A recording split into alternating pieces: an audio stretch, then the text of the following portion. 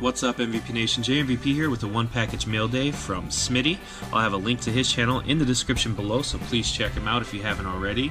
I sent 3 cards here. One of them's a big one. Big card for my son's Cubs collection. But before we get to that one, let's show off these first 2 real quick. Smitty, really appreciate it. I know you said you didn't want me to do a video. I didn't have to. You're just that kind of guy, but you know, I want to acknowledge the fact that you did send me something and share it with everybody else. And I have a little story on the last card that I'm going to show for everybody. So, yeah, let's go.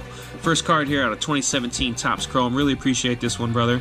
I already had it, but I do appreciate it. Any Bryant card I do appreciate. My son's favorite player, obviously, and our largest Cubs PC. But beautiful card. Really like the 1987 design on that card.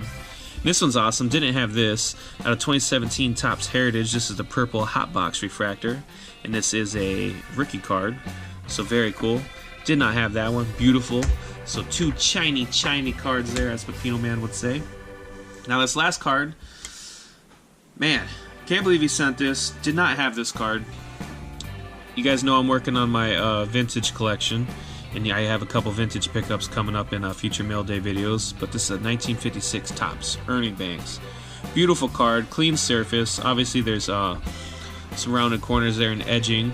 But the story I have for you guys on this card, if you notice at the top, you can see some penmanship up there. Whoever wrote on this card originally, the original owner, had awesome penmanship for one.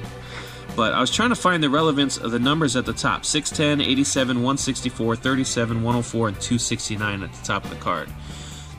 Those numbers have no relevance to the stats down here at the bottom of the card. So looking at the front, obviously you're not going to see any relevance to those numbers. With it being a 1956 Topps card, those numbers have no relevance to this particular card. So I did some digging, and here's what I found.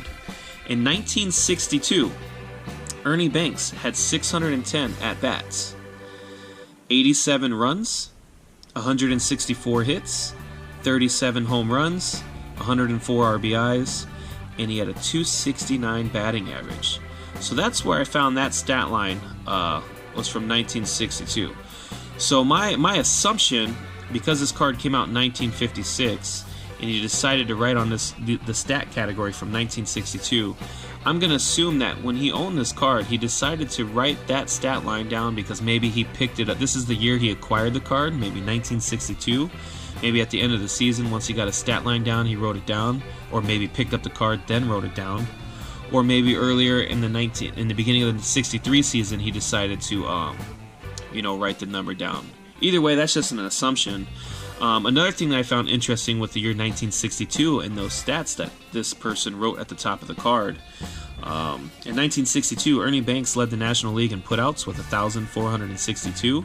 He also led the National League in assists with 106, and he also led the National League in double plays turned with 134.